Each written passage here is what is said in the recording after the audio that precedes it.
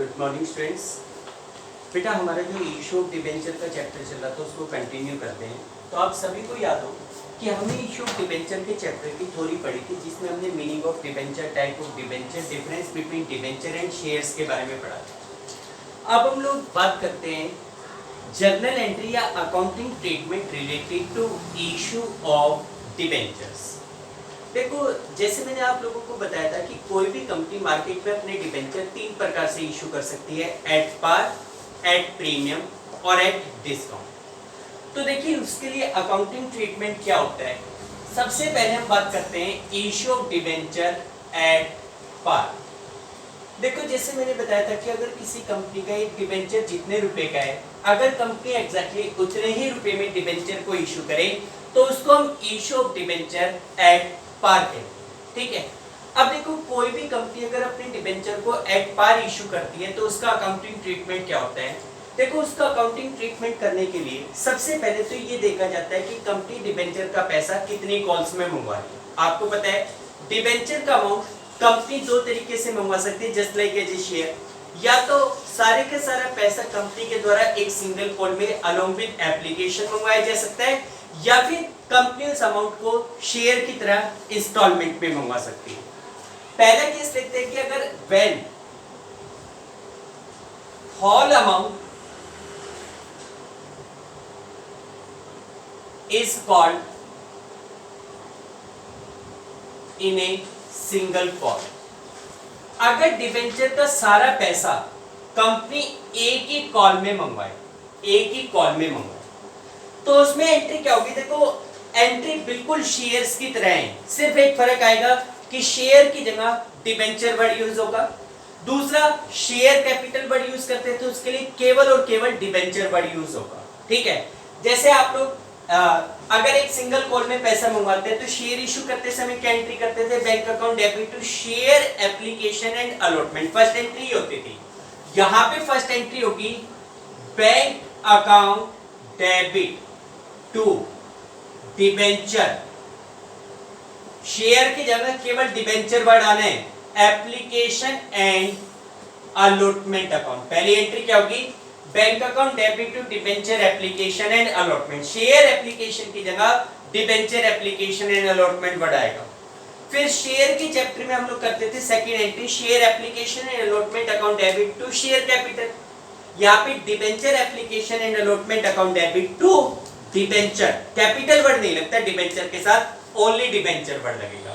तो हमारी second entry होगी debenture application and allotment account debit to debenture account. Debenture application and allotment account debit to debenture account. Share capital की जगह केवल debenture word use होगा। ठीक, ये तो होता है अगर लमसम पेमेंट मंगवाई जाए। दूसरा केस आता है, second case, when amount of debenture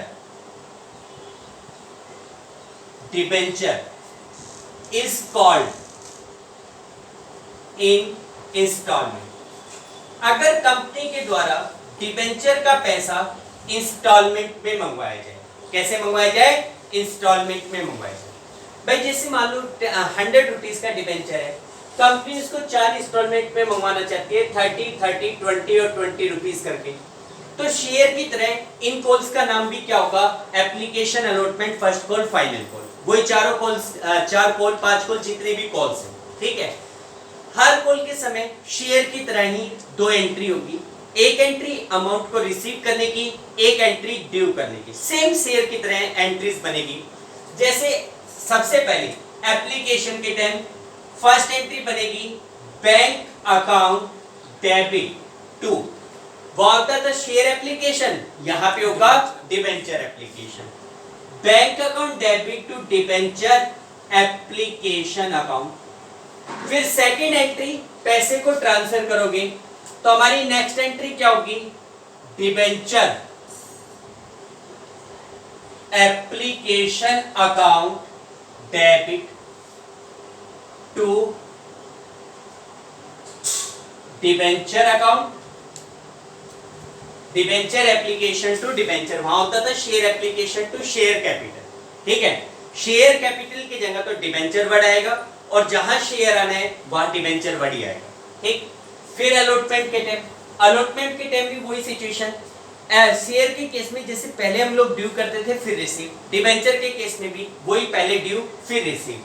तो अब हमारी नेक्स्ट एंट्री अलॉटमेंट के time, debenture allotment account debit to debenture account, debenture allotment account debit to debenture account, और फिर हम इस अमाउंट को रिसीव करेंगे, तो उसके लिए एंट्री क्या हो रही है, bank account debit to debenture allotment account, bank account debit to debenture allotment account, allotment receive. First call के केस में भी वही entry, debenture first call account debit to debenture account, bank account debit to debenture first call, same as it is first debenture की तरह, share की तरह entry होगी, ठीक है। तो आगे की एंट्री जब क्वेश्चन करते जाएंगे उसके साथ देखते जाएंगे। Accounting treatment point of view से बात करें, जैसे शेयर के केस में आपने सभी टॉपिक को डिटेल में पढ़ा था, यहाँ सारे टॉपिक डिटेल में नहीं, क्योंकि सारे के सारे डिबेंचर्स की शेयर की तरह ही एंट्री बन गई। जैसे अगर कोई मान लो डिबेंचर होल्डर है, अगर किसी कॉल की पेमेंट नहीं करता तो उसको कहते हैं कॉल्स इन एरियर। शेयर की तरह कोई ट्रीटमेंट, जिस कॉल की पेमेंट नहीं कर रहा उस कॉल में से उसको माइनस करके जो रिमेनिंग अमाउंट आपको रिसीव हुआ है उसको रिसीव करने की एंट्री कर दो। इसी प्रकार अगर कोई बंदा फ्यूचर का पैसा प्रेजेंट में देता है, यानी कि फ्यूचर की किसी कॉल को अभी देता है, तो उसकी entry bank account debit to calls in advance, और जब एडजस्ट करने का टाइम आए उस समय कॉल्स इन एडवांस को क्या कर दोगे, डेबिट। तो सारे ट्रीटमेंट वैसे की वैसे हैं जैसा हम लोग शेयर के केस में करते थे, बस सिर्फ एक छोटा सा फर्क ये आएगा कि शेयर के केस में अगर कोई शेयर होल्डर किसी कॉल की पेमेंट नहीं करता था तो हम उसके शेयर्स को फॉरफिट कर लेते थे, but in case of debenture, if the debenture holder is unable to make the payment of any call, it can't be forfeited, यानी कि डिबेंचर्स को फॉरफिट नहीं किया जा सकता, तो फॉरफिट और रीइश्यू का टॉपिक इस चैप्टर में नहीं, ठीक है। तो अब आप देखो इसके प्रैक्टिकल क्वेश्चंस करते हैं, सेम एज इट इज वो चलता जाएगा, ध्यान रखना है। एक चीज और छोटी सी बात ध्यान रखनी है, आपको पता है कि कोई भी कंपनी जब डिबेंचर इशू करती है तो उसके ऊपर रेट ऑफ इंटरेस्ट फिक्स होता है, 10%, 12%, 8%, वटेवर जो भी रेट है, और कंपनी उस रेट से उन डिबेंचर पे इंटरेस्ट की पेमेंट करती है। ये रेट डिबेंचर के साथ मेंशन होती है, जिसको हम कूपन रेट कहते हैं। तो कई बार क्वेश्चन होगा कि कंपनी इशू 10,000, 12% डिबेंचर, तो अगर रेट दी गई है तो वो डिबेंचर के साथ मेंशन करनी है, ठीक है। जैसे इसका फर्स्ट क्वेश्चन है, क्वेश्चन को पढ़िए। देखो फर्स्ट क्वेश्चन में कह रहा है कि Govind limited issued 5,000 12% debenture of ₹100 each. Govind limited ने 5,000 डिबेंचर इशू किया है, हर एक डिबेंचर 100 रुपीज का है, payable 20 application, 20 allotment, 30 first call, 30 rupees final. Public applied for 6,000 debenture. अब आप देखो 5,000 इशू करना चाहते थे, एप्लीकेशन मिल रही है 6,000 डिबेंचर के लिए, this situation is called over subscription. Application for 4,500 debenture were accepted in full. देखो कह रहा है कि 4,500 डिबेंचर एप्लीकेशन को तो फुल एक्सेप्ट किया गया, application for 800 debenture were allotted 500 debenture and application for 700 debenture were rejected. तो ये प्रोरेटा अलॉटमेंट के 3 केस बना दिए गए। Money overpaid on application was utilised towards allotment, excess application money को आपको अलॉटमेंट पे यूज करना है। Pass journal entry assuming that all money due were duly received except final call on 200 debenture. केवल 200 डिबेंचर ऐसे जिन्होंने फाइनल कॉल का पैसा नहीं दिया। तो देखो सारे के सारे केसेस हम लोगों ने पढ़े हुए। पहले तो आप देखोगे कि ओवर सब्सक्रिप्शन की सिचुएशन है, तो आप एक टेबल बना के ये पता करो कि किस बंदे का, किस एप्लीकेंट का कितना पैसा कहां पे यूज हुआ, ठीक है। तो सबसे पहले तो वर्किंग नोट में एक table showing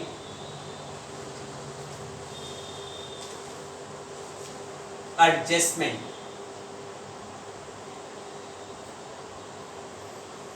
of application money, ठीक है, वही टेबल। सबसे पहले हम क्या लिखते थे, शेयर अप्लाइड, फिर शेयर अलोट। अब यहाँ पे शेयर की जगह माइंड में थोड़ा सा ध्यान रखना, शेयर की जगह क्या बढ़ आएगा, डिबेंचर। तो पहला column debenture applied, second column debenture allot, third column amount receive, फिर एप्लीकेशन पे कितना पैसा, अलॉटमेंट पे कितना पैसा, और बैंक के थ्रू वापस कितना जाएगा। ठीक है, अब इसमें देखो सबसे पहले तीन कैटेगरी है हमारे पास। 4500 वालों को 4500, 800 एप्लीकेंट को 500 और 700 वालों को नील। यही केस है। एप्लीकेशन 20 रुपीज की है, 4500 डिवेंचर्स पे 20 रुपीज के हिसाब से 90,000 रुपीज आपको मिले। आपने उनको 4500 डिवेंचर इशू किए जिसपे 20 के हिसाब से कितने चाहिए, 90,000। 90,000 एप्लीकेशन पे एडजस्ट हो जाए, अलॉटमेंट और बैंक के लिए कुछ नहीं। सेकेंड कैटेगरी में एप्लीकेंट है 800 डिवेंचर, 20 रुपीज के हिसाब से उन्होंने कंपनी को 16,000 रुपीज दिए। कितने दिए, 16। जबकि 500 डिवेंचर पे 20 के हिसाब से कितने चाहिए, 10,000 चाहिए, तो उनके 10,000 आप एप्लीकेशन पे एडजस्ट करो, बच कितने गए, 6,000। अलॉटमेंट भी 20 रुपीज की है, 500 डिवेंचर पे 20 के हिसाब से 10,000 चाहिए, 6,000 बचे हुए हैं, तो अलॉटमेंट पे कितना यूज करोगे, 6,000। ठीक है। थर्ड कैटेगरी वालों ने 700 डिवेंचर के लिए अप्लाई किया, कोई डिवेंचर इशू नहीं हुई। 700 डिवेंचर पे 20 रुपीज के हिसाब से उन्होंने 14,000 कंपनी को दिए, कोई डिवेंचर इशू नहीं है, तो वो 14,000 बैंक के थ्रू वापस। इस तरीके से जो 1,20,000 रुपीज आपको मिले, उसमें से 1,00,000 एप्लीकेशन पे एडजस्ट हो गए, 6,000 अलॉटमेंट पे एडजस्ट हो गए, 14,000 रुपीज आप लोग बैंक के थ्रू वापस करेंगे। अब हम लोग जर्नल एंट्री करते हैं। फॉर्मेट आप लोग बना ही लेना, फॉर्मेट आपको अच्छी तरीके से पता है जर्नल का क्या फॉर्मेट बनता है। ठीक है, फॉर्मेट हमेशा बनाना एग्जाम में, बिना फॉर्मेट के मार्क्स नहीं मिलेंगे। ठीक है, सबसे पहली एंट्री, एप्लीकेशन के पैसे को ट्रांसफर करो, तो रिसीव करो। फर्स्ट एंट्री आपकी क्या बनेगी, bank account debit to, debenture के साथ 12% लिखा गया तो वो मेंशन करो, तो टू 12% डिबेंचर एप्लीकेशन अकाउंट 1,20,000, 1,20,000। यहां पे लिखेंगे application money receive at the rate of ₹20। फिर आप इस पैसे को एडजस्ट करोगे, टेबल आपके सामने बनी हुई है। तो हमारी सेकंड एंट्री क्या होगी,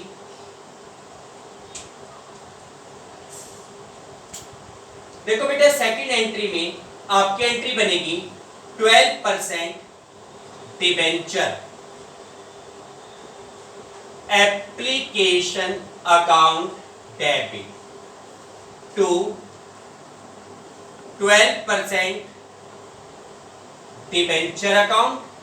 भाई वहां पे जाता था शेयर कैपिटल में, शेयर वाले चैप्टर में, यहाँ पे डिबेंचर अकाउंट में 12% डिबेंचर अकाउंट, कुछ पैसा अलॉटमेंट पे यूज करना है, 12% डिबेंचर अलॉटमेंट अकाउंट और कुछ पैसा बैंक के थ्रू वापस, तो to bank account. Total application के 120 थे, जिसमें से 1,00,000 रुपीज डिबेंचर पे एडजस्ट होंगे, आपके 6,000 रुपीज अलॉटमेंट पे यूज होंगे और 14,000 रुपीज बैंक के थ्रू वापस जाएंगे। यहां पे लिख देंगे एप्लीकेशन मनी एडजस्टेड। भाई आपने एप्लीकेशन के पैसे को एडजस्ट किया। एप्लीकेशन एडजस्ट होने के बाद किसका नंबर आएगा, अलॉटमेंट का। अलॉटमेंट कितने रुपए की है बेटे, 20 रुपीज की है। अब आपके पास नंबर ऑफ डिबेंचर कितने हैं, 5,000, इशू तो 5,000 की। 5,000 डिबेंचर पे 20 रुपीज के हिसाब से अलॉटमेंट का पैसा ड्यू करोगे। क्या entry, 12% debenture allotment account debit to 12% debenture account. Allotment के कितने पैसे ड्यू होंगे? 20 रुपीज के अलॉटमेंट है, 5000 डिबेंचर पे 20 रुपीज के हिसाब से 1 लाख रुपीज बनते हैं। कितने बनते हैं? 1 लाख। यहां पे लिखेंगे allotment money due at the rate of ₹20 के हिसाब से अलॉटमेंट का पैसा ड्यू किया गया। फिर ड्यू होने के बाद अब आप इसको रिसीव करोगे तो 1 लाख में से 6000 पहले मिल रखे, कितने बचे? 94। क्या कोई डिफॉल्टर है? नहीं, जिससे पैसा मांगा गया वो सारे पैसा दे रहे हैं। तो यहाँ पे हमारी नेक्स्ट एंट्री क्या होगी? Bank account debit to 12% debenture allotment account. बेटा कितना पैसा रिसीव होगा? 94,000। अलॉटमेंट मनी रिसीव, अलॉटमेंट का पैसा रिसीव किया। ठीक, इसके बाद अलॉटमेंट के बाद किसका नंबर आएगा? फर्स्ट कॉल का नंबर आएगा। फर्स्ट कॉल कितने रुपए की है? 30 रुपीज की है। तो पहले तो ड्यू करो 12% debenture. First call account debit, first call account debit to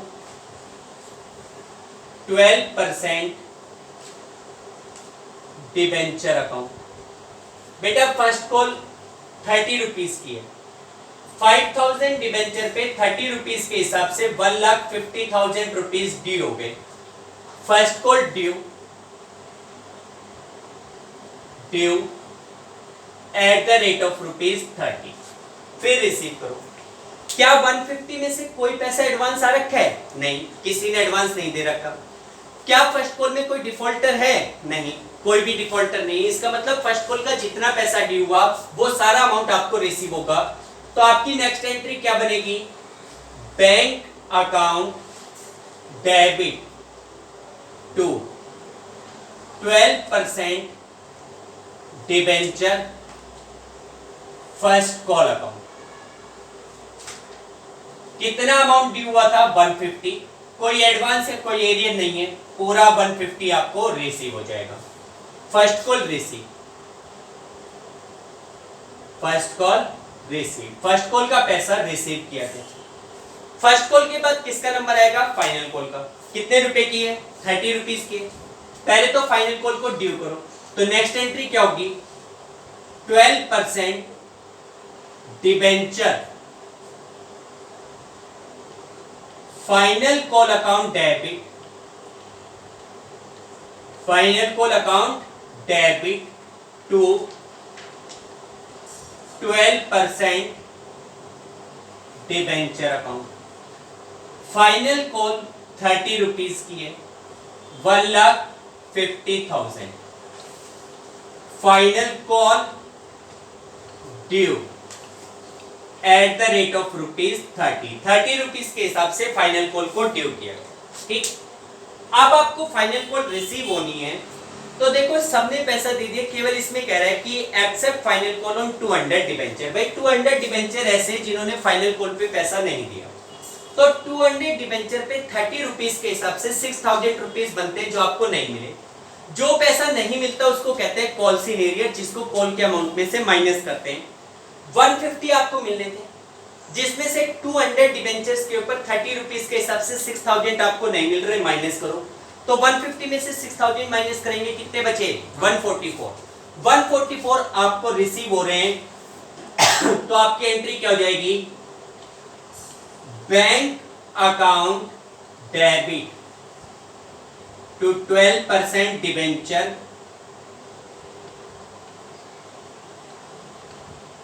final call account. Final call का कितना अमाउंट आपको रिसीव हो गया? 144। Final call money receive, final call का पैसा रिसीव हो। ठीक है भाई, क्लियर?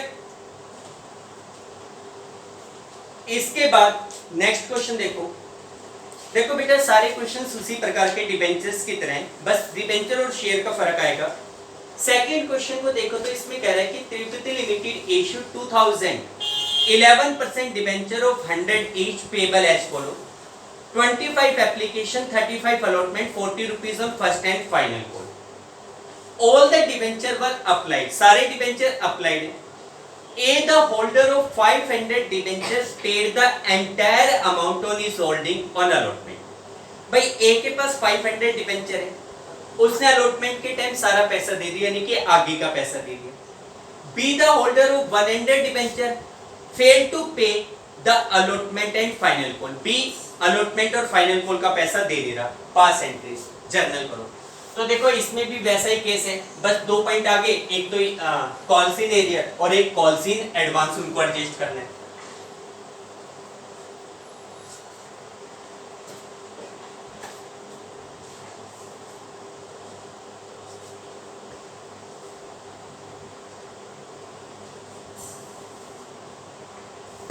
देखो सेकंड क्वेश्चन में कंपनी 20,000 डिबेंचर इशू कर रही है, 25 application 35 allotment 40 rupees final call. कोई ओवर सब्सक्रिप्शन नहीं है, फॉर्मेट आप लोग बनाएंगे। बेटा ध्यान रखना, बार बार ये बात बोल रहा हूं कि फॉर्मेट आपको हर क्वेश्चन में बनाने हैं, ठीक है। सबसे पहले आप 20,000 डिबेंचर्स के ऊपर एप्लीकेशन का पैसा रिसीव करोगे, तो हमारी फर्स्ट एंट्री क्या होगी? Bank account debit to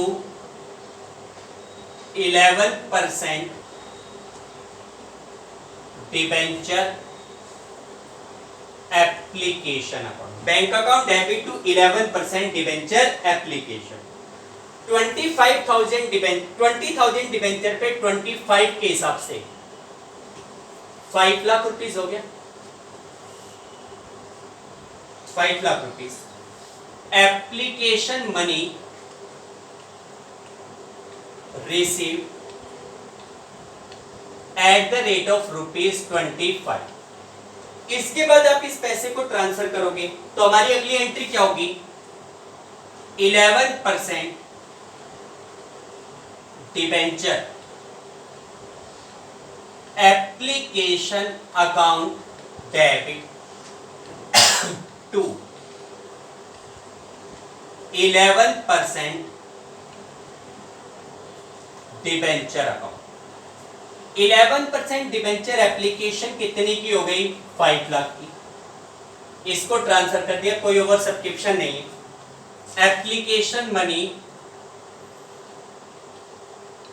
transfer, ठीक है बेटा। इसके बाद एप्लीकेशन के बाद किसका नंबर आएगा? अलॉटमेंट का नंबर आएगा 35 रुपीस के हिसाब से। सबसे पहले आप अलॉटमेंट का पैसा ड्यू करोगे 11% debenture allotment account debit to 11% debenture account.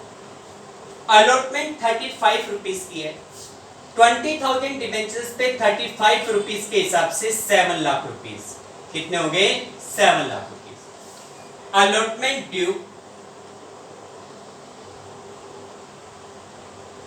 Eight the rate of ₹35। फिर आप इस पैसे को रिसीव करोगे तो देखो बेटा 7 लाख रुपीस आपको मिलने चाहिए। यहाँ पे कितने पैसे मिलने चाहिए? 7 लाख। अब उसकी क्या सिचुएशन है भाई? इसमें कह रहे हैं A the holder of 500 debenture paid the entire amount on his holding on allotment. भाई ए के पास 500 डिबेंचर है, वो अलॉटमेंट के टाइम ही सारा पैसा दे रहा है। सारा पैसा मींस फ्यूचर की कॉल्स। फ्यूचर की कॉल्स में कौन सी कॉल है? 40 rupees first and final call. 500 debenture पे 40 रुपीस के हिसाब से 20,000 रुपीस बनते जो उसने एडवांस में दे दी। भाई 20,000 को एडवांस दे रहे हैं।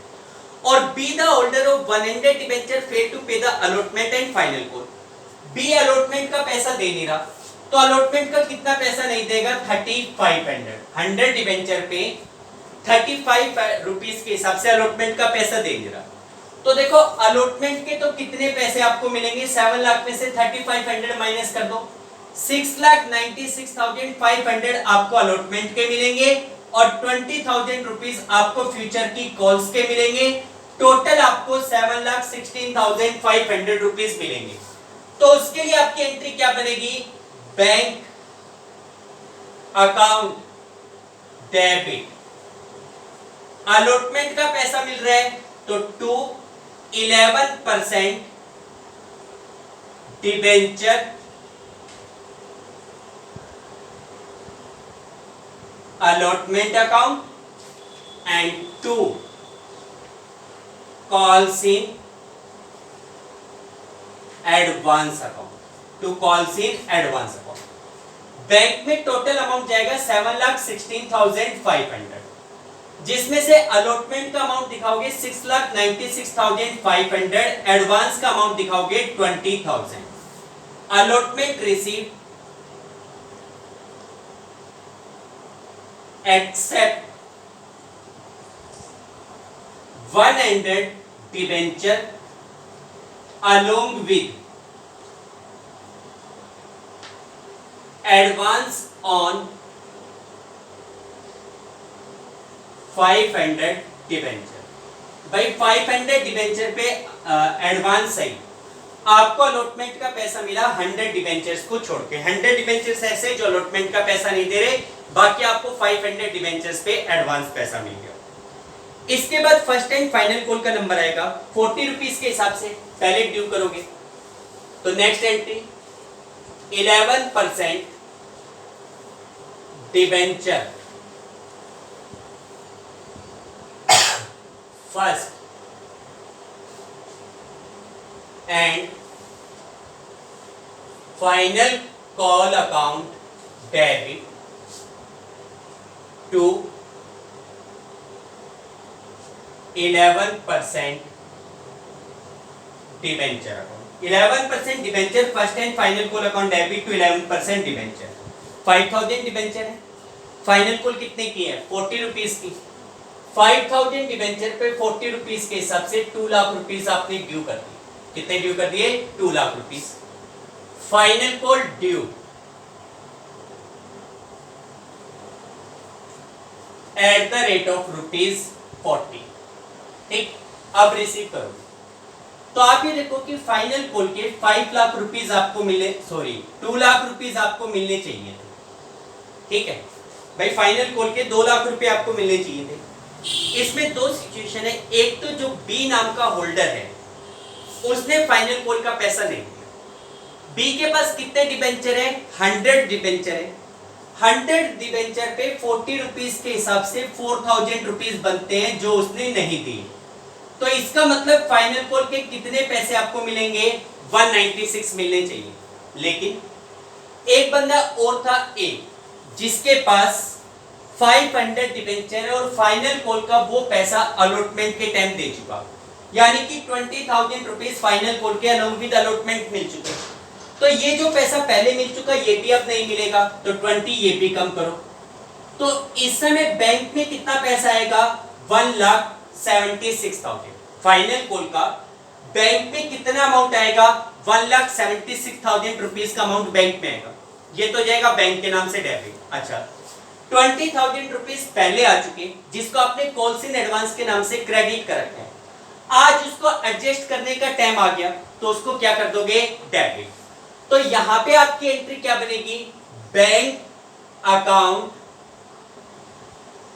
Debit calls in advance, calls in advance account debit to 11% debenture final call account.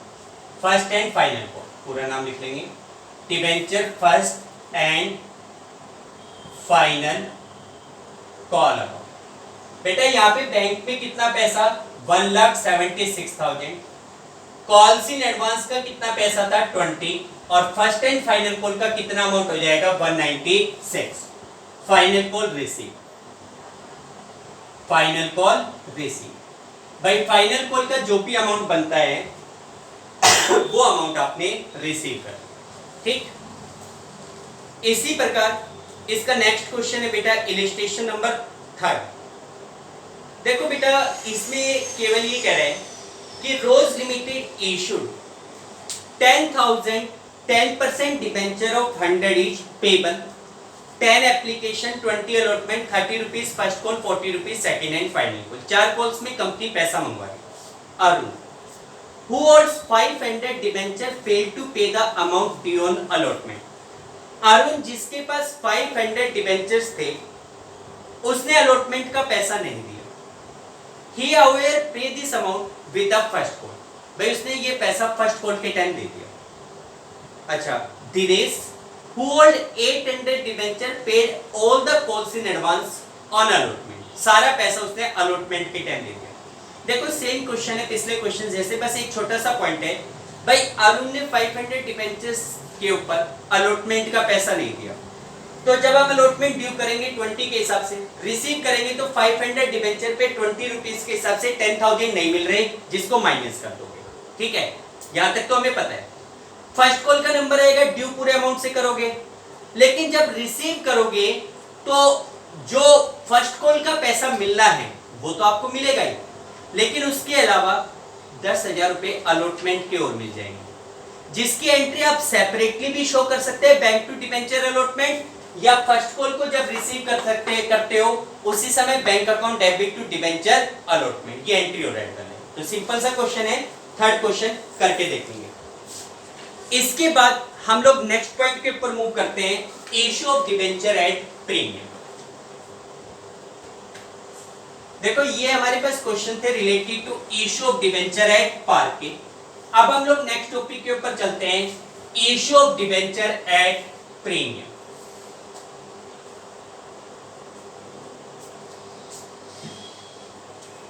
हमारा जो नेक्स्ट पॉइंट है, नेक्स्ट टॉपिक है इशू ऑफ डिबेंचर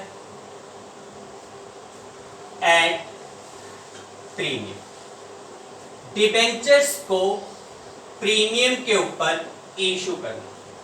देखो बेटा जैसे कि मैंने बताया था कि कोई भी कंपनी मार्केट में अपने डिबेंचर्स 3 प्रकार से इशू कर सकती है, एट पार, एट प्रीमियम और एट डिस्काउंट। शेयर की तरह शेयर 2 ही प्रकार से होता था, डिबेंचर 3 प्रकार से।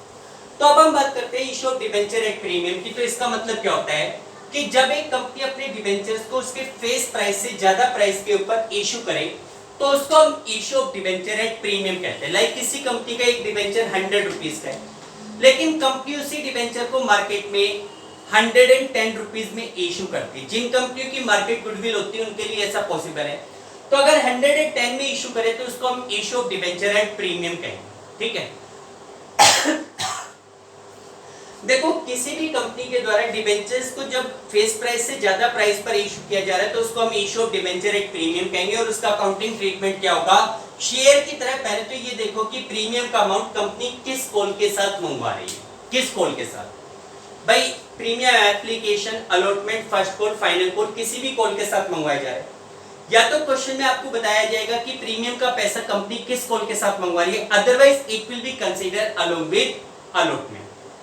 जिस भी कॉल के साथ प्रीमियम का पैसा मंगवाया जा रहा है उस कॉल को ड्यू करते समय सिक्योरिटी प्रीमियम रिजर्व को क्रेडिट करना है, शेयर की तरह। अगर कंपनी अलॉटमेंट के टाइम प्रीमियम मंगवा रही है तो हम ये देखेंगे कि अलॉटमेंट पे कितना पैसा प्रीमियम का है, कितना पैसा डिबेंचर का है। तो अलॉटमेंट को ड्यू करते समय हमारी एंट्री हो जाएगी debenture allotment account debit to debenture और टू सिक्योरिटी प्रीमियम रिजर्व। कहने का मतलब इन शॉर्ट इतना है कि पहले तो ये देखो कि कंपनी डिबेंचर का पैसा किस कॉल प्रीमियम का पैसा किस कॉल के साथ मंगवा रही है।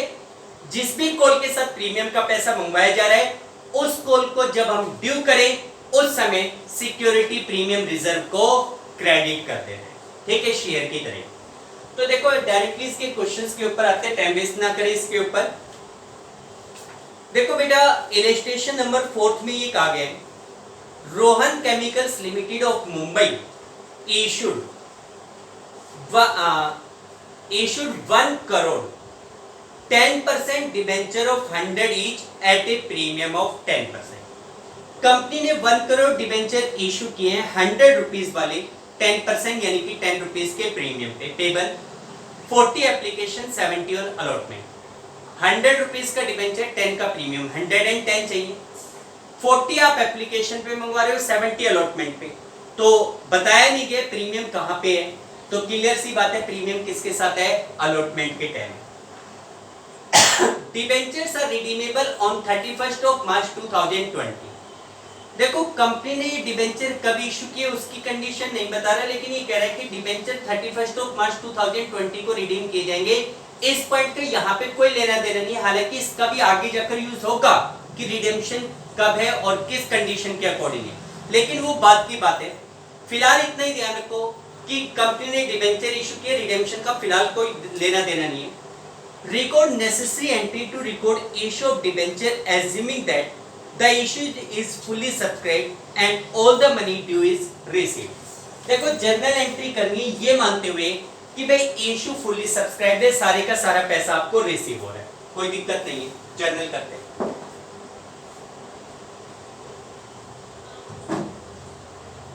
थर्ड क्वेश्चन, सबसे पहले 1 करोड़ डिबेंचर आप इशू कर रहे हो जिसके ऊपर एप्लीकेशन 40 रुपीज की है।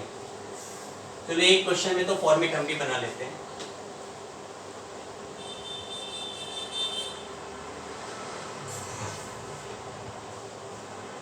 Date, particulars, ledger folio, amount, debit,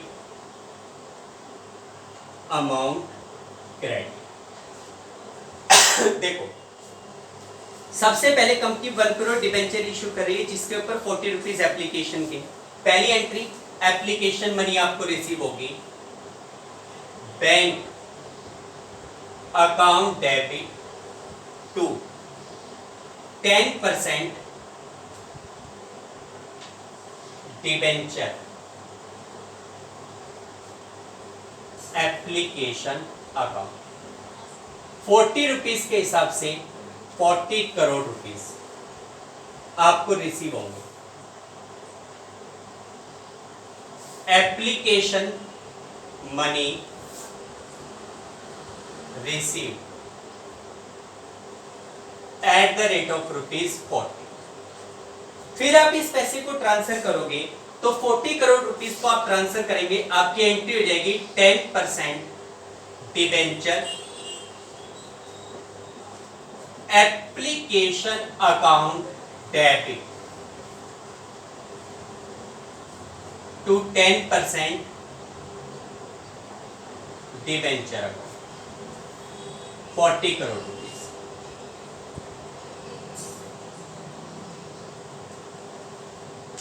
application money transfer.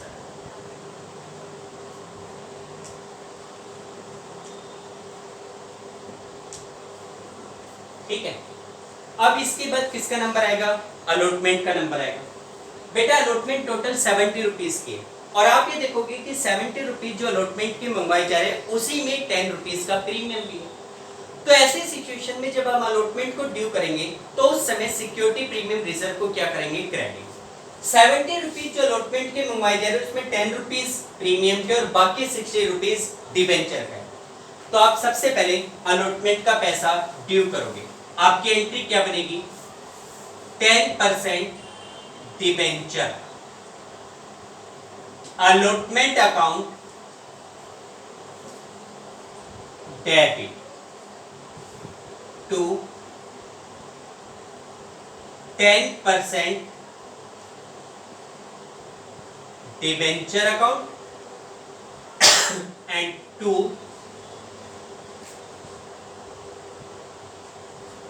Security premium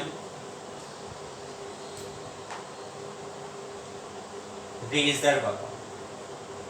10% debenture allotment 70 rupees के हिसाब से 70 करोड़ रुपीज हो गया बेटा, जिसमें से 60 रुपीज के हिसाब से 60 करोड़ रुपीज ये तो चले जाएंगे डिबेंचर अकाउंट में और 10 रुपीज के हिसाब से 10 करोड़ रुपीज चले जाएंगे सिक्योरिटी प्रीमियम रिजर्व में। Allotment money due at the rate of ₹7। फिर उसके बाद हम लोग अमाउंट को रिसीव करेंगे, 70 करोड़ रुपीस मिलने चाहिए। चेक करो कोई डिफॉल्टर नहीं, कोई बंदा एडवांस में पैसा दे रहा हो ऐसा भी नहीं है। इसका मतलब टोटल जो 70 करोड़ रुपीस ड्यू हुए वो सारे का सारा अमाउंट आपको रिसीव होगा। जितना पैसा ड्यू हुआ वो पूरा अमाउंट आपको रिसीव होगा। तो आपकी एंट्री क्या बनेगी? Bank account debit to 10% debenture allotment account. Bank to 10% debenture allotment. कितना अमाउंट ड्यू हुआ था? 70 करोड़ रुपीस ड्यू हुआ था। पूरे का पूरा अमाउंट आपको रिसीव हो जाएगा। अलॉटमेंट मनी रिसीव, अलॉटमेंट का पैसा आपको रिसीव। ठीक है बेटा, तो देखो ये तो था हमारे पास issue of debenture at allotment. अगर इसका अगला क्वेश्चन आप देखेंगे, इसी प्रकार का क्वेश्चन है जिसमें आपके पास ओवर सब्सक्रिप्शन की कंडीशंस भी आ रही है। ठीक है बेटा, नेक्स्ट क्वेश्चंस आप करके देख लेंगे। चलो एक क्वेश्चन और करवा देंगे इसका। आज के लिए आप लोग इतने ही क्वेश्चंस करके देखिए, यहाँ तक हमारा टॉपिक कंप्लीट होता है issue of debenture at premium, यानी कि कंपनी के द्वारा अपने डिबेंचर्स को प्रीमियम के ऊपर इशू करना। ठीक है, देखो बेटा, अगर हम इस चैप्टर में देखें सारी की सारी एंट्रीज बिल्कुल शेयर्स की तरह है, कोई खास दिक्कत नहीं है। तो ये चैप्टर बहुत इजी चैप्टर होगा। एक 4 मार्क्स का क्वेश्चन इसमें से श्योरली आएगा और 100% हर बच्चे इसको अटेम्प्ट करता है। चलो आज के लिए इतना ही काफी है। Okay, thank you, have a nice day.